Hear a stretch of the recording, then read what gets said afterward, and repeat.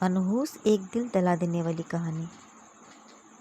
बातचीत के दौरान अचानक हेतल को याद आया कि उसने सुना है कि सुमन ने आत्महत्या कर ली है। इस बारे में गायत्री से जानना चाहा। सुमन, हेतल और गायत्री दोनों की यह बचपन की सहेली थी। गायत्री और सुमन दोनों एक दूसरे की पड़ोसी थीं। हेतल दूसरे गांव में रहती थी। भले ही सुमन की 3 बार शादी की गई, लेकिन उसने आत्महत्या क्यों की? ऐसा सवाल हेतल के मन में आया। दरअसल वह अपनी प्यारी सहेली की आत्महत्या से बेहद दुखी थी। सुमन 9वीं कक्षा में थी, तभी उसकी से पहली शादी हुई थी। सुमन देखने में बहुत सुंदर थी। वह होशियार, शालीन और भविष्य के सपनों में रंगने वाली लड़की थी। पर घर के लोगों ने उसकी ज़बरदस्ती से शादी करवा दी। हेतल के पास इतने सारे सवाल थे कि वह नहीं जानती थी कि गायत्री से कैसे पूछे, लेकिन हर बात की सच्चाई जानना चाहती थी। और आखिर में गायत्री से पूछा कि सुमन ने आत्महत्या क्यों की। एक क्षण के लिए गायत्री चुप हो गई। जल्दी से उसके मुंह से शब्द नहीं निकल रहे थे। उसने गहरी सांस ली और बोलना शुरू किया। 3 साल पहले सुमन की शादी अवीर नाम के शख्स से हुई थी। वास्तव में वह उसकी बहुत अच्छी गृहस्थी चल रही थी। दोनों एक दूसरे से प्यार करने लगे थे। जब भी यह दोनों साथ में बाहर जाते थे, सभी कपल इनसे जलते थे। अवीर और उसके परिवार के सभी सदस्य अच्छे स्वभाव के थे। जैसा उसने सपनों में जोड़ीदार सोचा था, वैसा ही उसे अपना पार्टनर मिला था। उसके घर की स्थिति मध्यम थी। अवीर का एक छोटा सा होटल था। उसमें से उसके सारे खर्चे बांट देने के बाद उसे कुछ पैसे बच जाते थे। घर की हालत बहुत साफ़ सुथरी थी। एक दिन वह होटल से घर बाइक पर आ रहा था। एक बड़ी कार से उसका बहुत बड़ा एक्सीडेंट हो गया और इसमें उसे काफ़ी चोटें आईं। हादसे के बाद उसे अस्पताल ले जाया गया, लेकिन सिर में गंभीर चोट लगने के कारण इलाज के दौरान उसकी मौत हो गई। सुमन को बहुत दुख हुआ, लेकिन उसके ससुराल वालों को गलतफहमी थी कि अवीर की दुर्घटना सुमन की वजह से हुई। वह अपशकुनी है, ऐसा उनको लगता था। उनमें से कोई भी उसे समझ नहीं पाया। अवीर के जाने के बाद कुछ दिनों के भीतर ही सुमन को घर से निकाल दिया गया। उसे घर से बाहर निकालने के बाद वह मायके गई और कुछ दिन मायके में ही रही। लेकिन आसपास पड़ोसियों में चर्चा हो गई तो उसके माता पिता फिर से उसके लिए रिश्ता ढूंढने लग गए। जब वह बाहर निकलती थी तो लोग हमेशा उसे ताने मारते थे।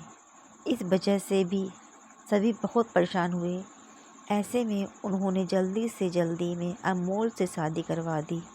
अमोल बहुत बुरा आदमी था। दारू पीता था, कुछ काम धंधा नहीं करता था, चोरी करता, मारपीट करता। उसका रोज़ाना यही काम था। इस सब से सुमन को बहुत दुख होता था, पर वह कुछ नहीं कर सकती थी। एक रात को वह देर से घर आया और जल्दी जल्दी में घर में कुछ ढूंढने लगा। सुमन ने उसे पूछा, पर उसने कुछ भी नहीं बताया। उसे जो चीज़ चाहिए थी वह उसे मिली नहीं। इस वजह से वह वहाँ से बाहर चला गया। सुमन रात भर उसकी राह देखती रही, पर वह नहीं आया। दूसरे दिन पुलिस को उसका मृतदेह रास्ते के किनारे पड़ा हुआ मिला।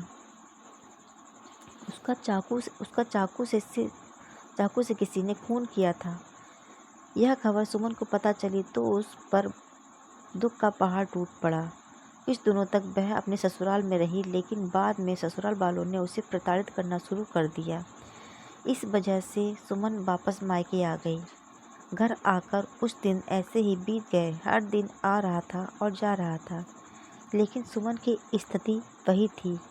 उसकी तरफ देखा नहीं जा रहा था। उसका परिवार उसकी स्थिति को सहन नहीं कर सके, इसीलिए उन्होंने उसकी वापस शादी करने का फैसला किया।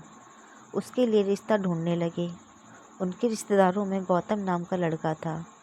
उसकी पहले से ही पहले से ही एक बार शादी हो चुकी थी और गौतम से सुमन की शादी करवा दी। सुमन बहुत खुश थी। शादी हुई और कुछ महीनों बाद उसे मालूम हुआ कि गौतम को कैंसर है, ब्लड कैंसर। इस बात का पता चलते ही उसके हंसते हुए चेहरे पर फिर से दुखी हो गया, लेकिन उसने हिम्मत से इन सब का सामना करने का फैसला किया। 5 महीने तक अपने पति की सेवा की, लेकिन आखिरकार 5 महीने बाद उसके पति की मौत हो गई। इस दुख से बहुत तंग आ चुकी थी। कुछ दिन बीत गए, लेकिन बाद में ससुराल वालों ने उसकी जिम्मेदारी लेने से इनकार कर दिया, उसे घर से निकाल दिया।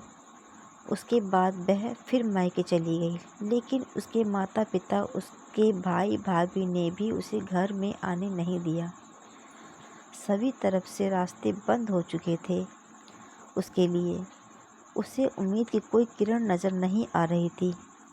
अंत में उसने खुद को ख़त्म करने का फैसला किया, उसका जीवन समाप्त कर दिया। सुमन की यह कहानी सुनकर हेतल की आंखें आंसुओं से भरकर बह रही थीं। पूरा दिन वह सुमन के बारे में सोचती रही। क्या इन तीनों घटनाओं में बेचारी सुमन का कोई भी दोष था? क्या उसके माँ बाप को सिर्फ उसकी शादी कर उसे हर बार किसी के पास भेज देना सही था? वो उसे अपने पैरों पर खड़ा करने की कोशिश भी कर सकते थे। सच कहो तो हेतल की जान उसकी बदनसीबी ने नहीं, उसके परिवार की, उसके आसपास के लोगों की छोटी सोच ने ली थी। वो बेचारी मनुष्य नहीं थी, बदनसीब थी, क्योंकि उसके आसपास ऐसी सोच रखने वाले लोग थे। आपको हमारी कहानी अच्छी लगी हो तो प्लीज़ लाइक, सब्सक्राइब और शेयर ज़रूर करिएगा। Thank you.